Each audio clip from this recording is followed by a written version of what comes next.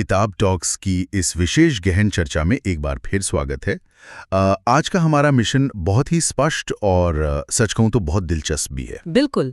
और आज हम जिस विषय पर बात करने वाले हैं हाँ, हमारे पास मौजूद स्रोतों के आधार पर आज हम इस बात की गहराई में जाएंगे कि आधुनिक जीवन में जहां इंसानी सभ्यता ने सफलता और सुख सुविधाओं के इतने ऊंचे शिखर छू लिए हैं, फिर भी एक समाज के तौर पर हम मानसिक रूप से इतने थके हुए और उलझे हुए क्यों महसूस करते हैं। ये एक बहुत ही प्रासंगिक सवाल है ना। और आज की इस चर्चा का मुख्य आधार एलन डी बॉटन की बहुचर्चित किताब द स्कूल ऑफ लाइफ के नोट्स हैं।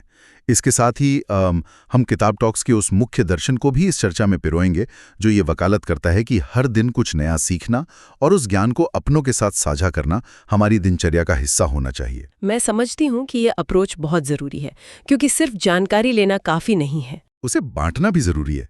चलिए इसे थोड़ा विस्तार से समझते हैं। आज हमारे पास पहले से कहीं ज्यादा जानकारी है, हमारी डिग्रियां लंबी हैं, करियर के विकल्प असीमित हैं।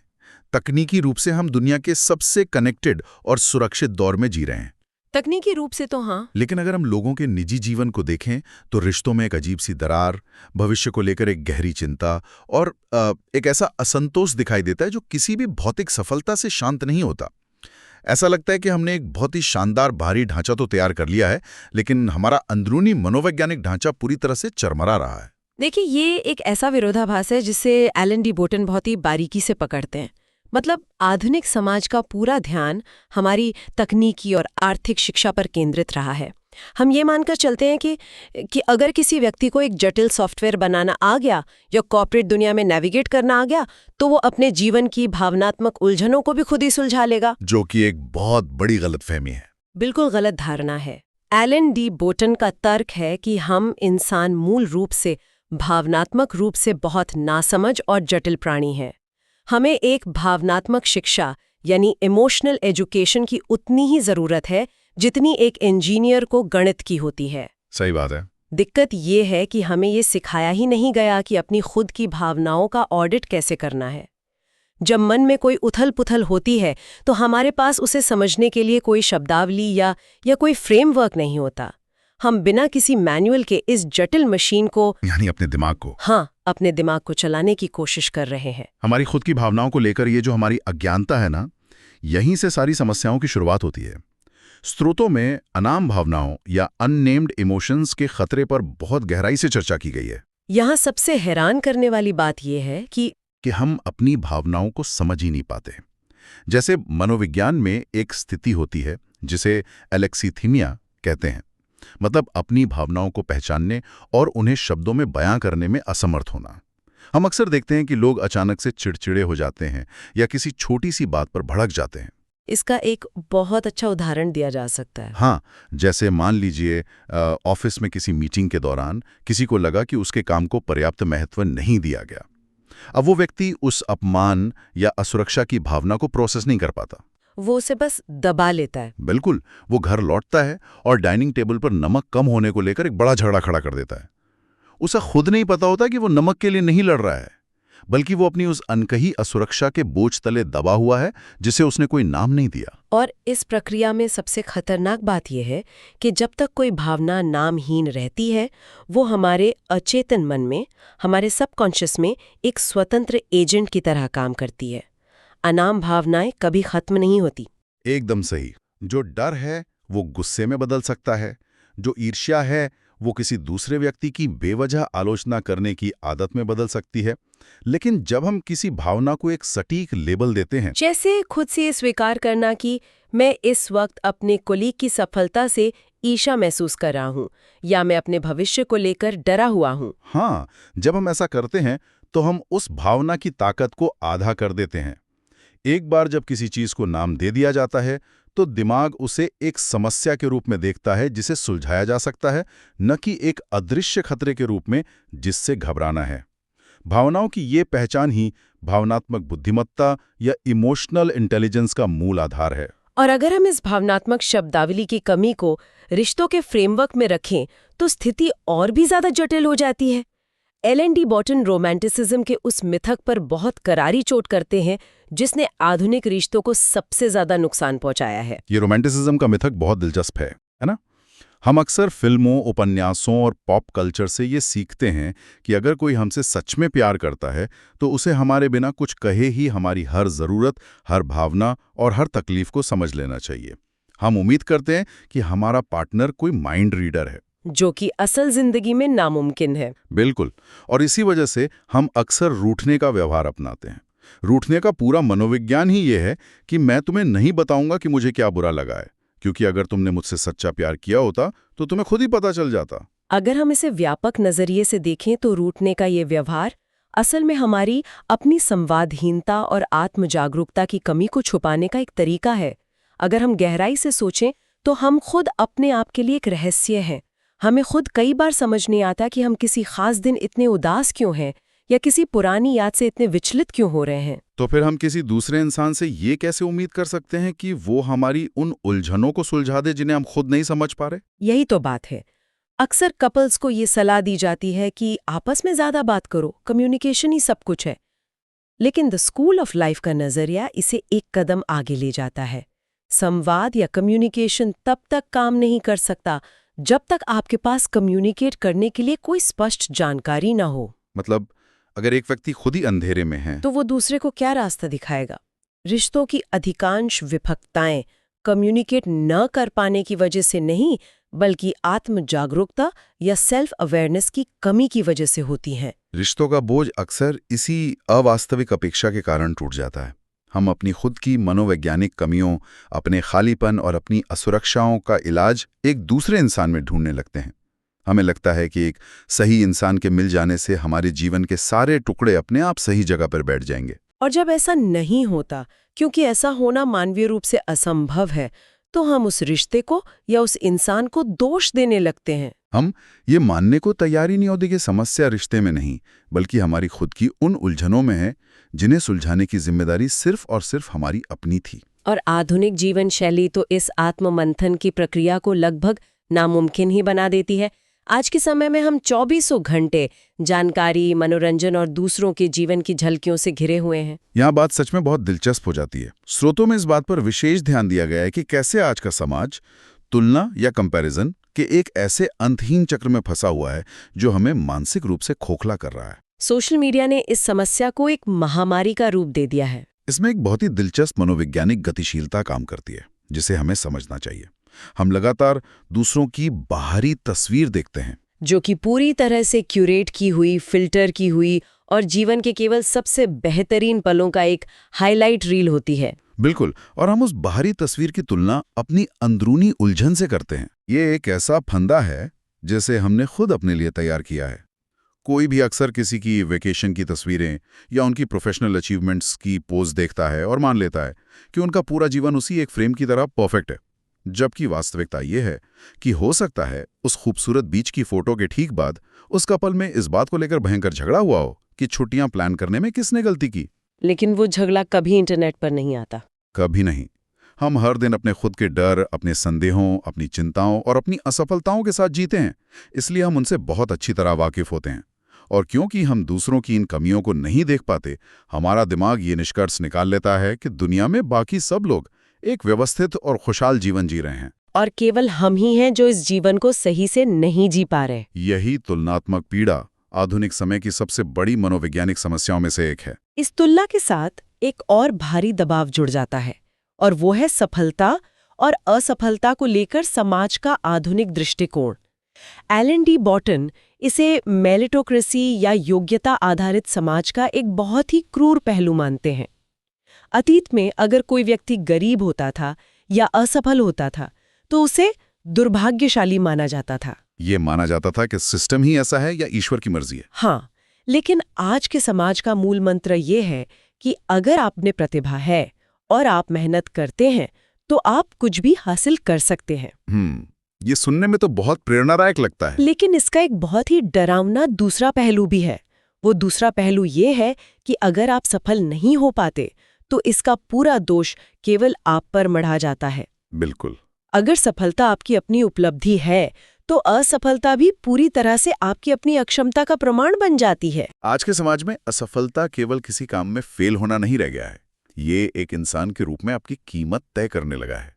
अगर किसी का स्टार्टअप फेल हो जाता है या कोई अपने करियर में उस मुकाम तक नहीं पहुंच पाता जिसकी उसने उम्मीद की थी, तो वो सिर्फ आर्थिक रूप से परेशान नहीं होता, वो गहरे मनोवैज्ञानिक संकट में चला जाता है। उसे लगता है कि वो एक असफल इंसान है। यहाँ स्रोतों में एक बहुत ही महत्वपूर्ण शिफ्ट की बात की गई है। असफलता केवल जीवन का एक इवेंट या घटना है। ये किसी व्यक्ति की आइडेंटिटी या पहचान नहीं है। इंसान का जीवन इतना लंबा और इतना अप्रत्याशित होता है कि उसमें हर किसी को कई बार असफलता का सामना करना पड़ता है।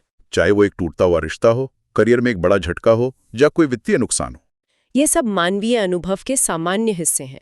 जब हम असफलता को खुद से अलग करके देखना सीखते हैं, जब हम ये स्वीकार करते हैं कि एक प्रोजेक्ट का फेल होना हमारे वजूद का फेल होना नहीं है, तब हम उस चिंता से बाहर निकल पाते हैं जो आधुनिक समाज हम पर थोपता है।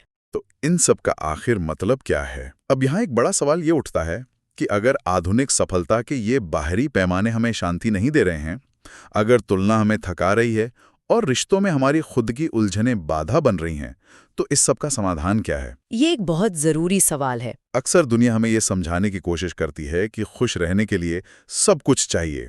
सबसे अच्छी नौकरी, सबसे शानदार घर, सबसे परफेक्ट रिश्ता और समाज में सबसे ऊंचा रुतबा। लेकिन एलन डी बॉटन का काम इस पूरी धारणा को सिरे से खारिज करता है। ये एक ऐसा भ्रम है जो हमें लगातार दौड़ते रहने पर मजबूर करता है। एक संतुलित और सच्ची खुशी वाले जीवन का फॉर्मूला बहुत ही सादा है।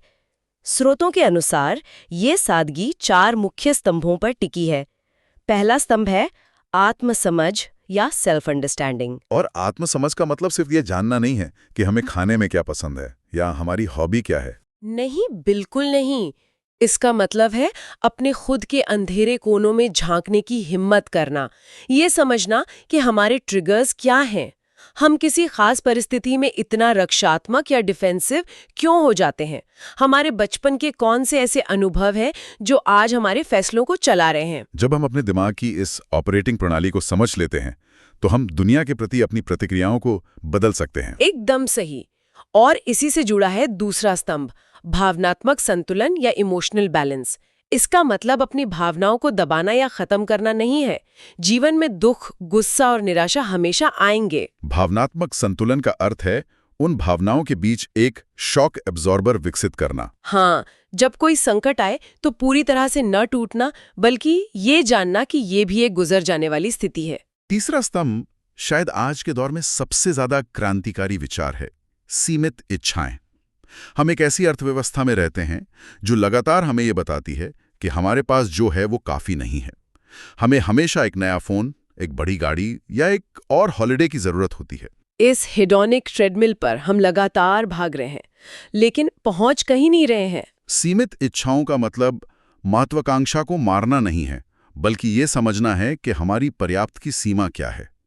जब इंसान ये समझ जाता है कि उसकी बुनियादी खुशी बहुत ही साधारण चीजों से आ सकती है, जैसे एक अच्छी किताब, दोस्तों के साथ एक शाम या बिना किसी चिंता के सो पाना, तो बाहरी दुनिया का विज्ञापन उस पर अपना असर खो देते हैं। और चौथा स्तंभ है अर्थपूर्ण संबंध। आज के समय में नेटवर्किंग और कनेक्शंस पर बहुत जोर दिया जाता है।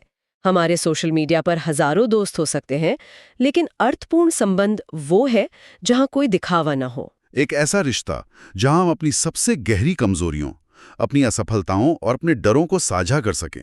और सामने वाला हमें जज करने के बजाय हमें स्वीकार करे। जब हमारे पास ऐसे 1 या 2 रिश्ते भी होते हैं, तो दुनिया की बड़ी से बड़ी मुश्किलें भी छोटी लगने लगती हैं।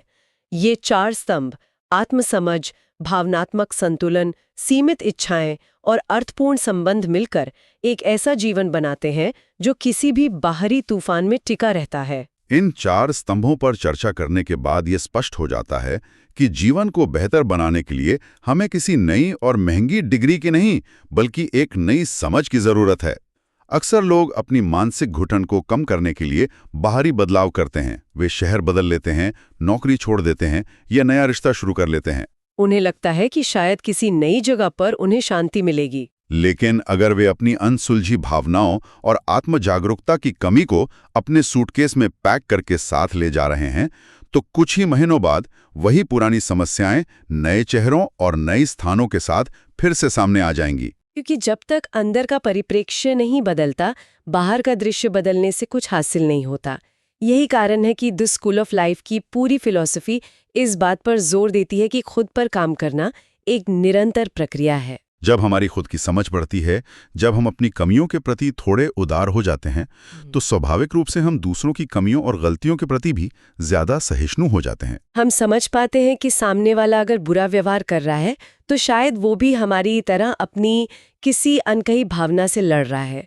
ये नजरिया हमारे रिश्तों और हमारे समाज को पूरी तरह से बदल सकता है। इस पूरी विस्तृत चर्चा को समेटते हुए अगर हम स्रोतों के उस एक सबसे गहरे संदेश को पकड़ना चाहें, तो वो एक बहुत ही साधारण से सवाल में छिपा है। वो सवाल क्या है? जीवन के किसी भी मोड़ पर जब मन में बेचैनी हो, जब रिश्ते उलझ रहे हों, या जब सफलता भी खालीपन का एहसास दे रही हो, तो खुद से सिर्फ ये पूछना चाहिए, क्या मैं खुद को समझता हूं?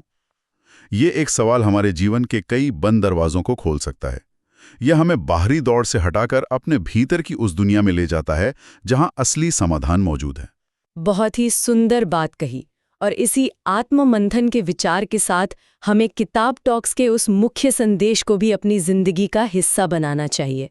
इस तरह की चर्चाओं या किताबों से मिली कोई भी आहा मोमेंट केवल कुछ पलों की प्रेरणा बनकर नहीं रहनी चाहिए। ये एक अभ्यास है। इसीलिए हर दिन कुछ नया सीखने के लिए वापस आना जरूरी है। और उससे भी ज्यादा महत्वपूर्ण बात यह है कि जो कुछ भी हमने आज की इस गहन चर्चा से सीखा है, चाहे वो अनाम भावनाओं को पहचानना हो, रिश्तों की अवास्तविक अपेक्षाओं को समझना हो या उन 4 स्तंभों का विचार हो, उसे अपने तक सीमित न रखें। इसे अपने परिवार, अपने दोस्तों और अपने प्रियजनों के साथ साझा करें, क्योंकि एक समाज तभी बेहतर हो सकता है जब हम सब मिलकर भावनात्मक रूप से जागरूक बने। ज्ञान को साझा करना ही उसे स्थायी बनाता है। हमने आज उन चीज़ों पर बात की जो हमें अक्सर कक्षाओं में नहीं पढ़ाई जाती, लेकिन जो हमारे जीवन की गुणवत्ता को सबसे ज्यादा तय करती हैं। लेकिन इस चर्चा को एक ऐसे विचार के साथ छोड़ना जरूरी है जो हमें अपने आसपास की दुनिया को एक नए नजरिए से देखने पर मजबूर करे। बिल्कुल, सुनने वालों के लिए ये सोचने वाली बात है। इससे एक बहुत ही महत्वपूर्ण सवाल खड़ा होता है जिस पर गहराई से विचार करना चाहिए। अगर हम आज की आधुनिक दुनिया, इसके बाजार और इसकी पूरी अर्थव्यवस्था को देखें, तो हम पाएंगे कि ये काफी हद तक इंसानी असुरक्षाओं, हमारे असंतोष और हमारी असीमित इच्छाओं पर टिकी है। विज्ञापनों से लेकर सोशल मीडिया के एल्गोरिदम तक हर चीज हमें ये एहसास दिलाने के लिए डिजाइन की गई है कि हमारे पास कुछ कमी है और हमें और अधिक की जरूरत है। ये तो सच्चाई है। ऐसे में अगर हर इंसान खुद को पूरी तरह समझ ले, अपनी भावनाओं के उतार चढ़ाव को नियंत्रित करना सीख जाए और अपनी इच्छाओं को सीमित करके ये कह दे कि मेरे पास जो है वो मेरे लिए पर्याप्त है, तो क्या ये भावनात्मक बुद्धिमत्ता इस आधुनिक उपभोक्तावादी समाज के ढांचे के खिलाफ एक तरह की खामोश बगावत नहीं होगी? क्या खुद को समझ लेना और अपनी इच्छाओं पर लगाम लगाना आज के समय का सबसे बड़ा और सबसे शक्तिशाली क्रांतिकारी कदम नहीं है? ये एक ऐसा विचार है जिस पर गहराई से सोचने की जरूरत है। ये वाकई एक बहुत ही गहरा और विचारोत्तेजक सवाल है। ये हमें ये सोचने पर मजबूर करता है कि सच्ची स्वतंत्रता शायद बाहर नहीं, बल्कि अपने ही दिमाग को समझने में है। इसी विचार के साथ हम आज की इस गहन चर्चा को यहीं समाप्त करते हैं। सीखते रहिए और इस ज्ञान को अपनों के साथ बांटते रहिए।